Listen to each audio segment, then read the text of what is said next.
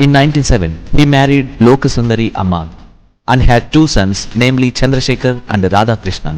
రామన్ తల్లి పార్వతి అమ్మాల్ వీణను అద్భుతంగా వాయించేవారు. అందుకే రామన్ తొలి పరిశోధనలు వయోలిన్, వీణ, మృదంగం లాంటి సంగీత వాయిద్య పరికరాలపై సాగింది. విజ్ఞాన పరిశోధనలపై తృష్ణతో ఉద్యోగానికి రాజీనామా చేసి కలకత్తా యూనివర్సిటీలో ఫిజిక్స్ ప్రొఫెసర్గా చేరారు.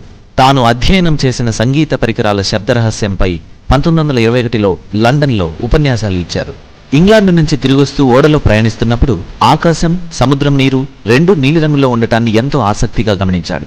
అప్పటిదాకా అనుకుంటున్నట్టు సముద్రపు నీలిరంగుకు కారణం ఆకాశపు నీలిరంగు ప్రతిబింబంగా ఏర్పడటం కాదని, సముద్రపు నీటి గుండా కాంతి ప్రవహించేటప్పుడు కాంతి పరిక్షేపణం చెందడమే కారణమని ఊహించాడు.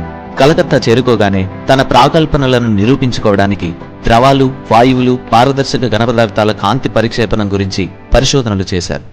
ఈ పరిశోధనలో యువ శాస్త్రవేత్తలైన కె.ఆర్. రామనాథన్, కె.ఎస్. కృష్ణన్ ఆయనకు అండగా నిలిచారు.